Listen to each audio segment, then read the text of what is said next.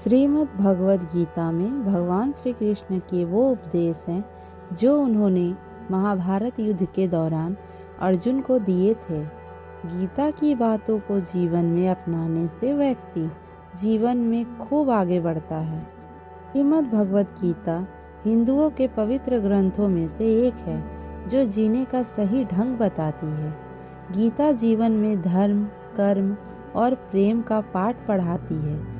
श्रीमद् भगवद गीता का ज्ञान मानव जीवन और जीवन के बाद के जीवन दोनों के लिए उपयोगी माना गया है।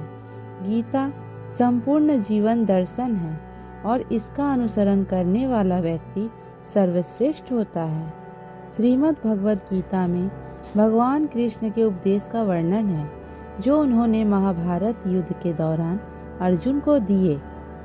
गीता की बातों को जीवन में अपनाने से व्यक्ति को खूब तरक्की मिलती है। गीता में श्री कृष्ण ने बताया है कि लोगों की मदद भगवान खुद करते हैं। गीता में लिखा है कि जिस इंसान की सोच और नीयत अच्छी होती है, भगवान खुद की उसकी मदद करने के लिए किसी न किसी रूप में जरूर आते हैं। गीता में श्री कृष्ण कहते हैं कि जो मौन को समझ ले वो पूजनीय होता है, फिर चाहे वो माँ हो, पत्नी हो, प्रेमी हो या परमेश्वर। श्री कृष्ण का कहना है कि मनुष्य को अपने कर्मों के संभावित परिणामों से प्राप्त होने वाली विजय या पराजय, लाभ या हानि, प्रसन्नता या दुख इत्यादि के बारे में सोचकर चिंता से ग्रसित नहीं होना चाहिए। गीता में लिखा है कि जिस मनुष्य ने कभी विपत्तियां नहीं देखी उसे अपनी ताकत का एहसास कभी नहीं होगा। विपत्तियां हर मनुष्य को अंदर से मजबूत बनाती है। प्रशंसा चाहे कितनी भी करो, परंतु अपमान बहुत सोच समझकर करना चाहिए, क्योंकि अपमान वो उधार है जो अवसर मिलने पर हर व्यक्ति ब्याज के अनुसार चुकाता है। गीता में श्री कृष्ण कहते हैं कि अहंकार ही हर मनुष्य का विनाश करता है। अहंकार में आकर व्यक्ति अक्सर ही गलत कार्य कर बैठता है, जिसके बुरे परिणाम उसे आगे चलकर भुगतने पड़ते हैं। गीता के अनुसार मनुष्य को अपने दिमाग पर पूरा नियंत्रण रखना चाहिए। यदि हम इसे नियंत्रित नहीं रखते हैं तो हमारा अपना दिमाग एक दुश्मन की तरह काम करता है।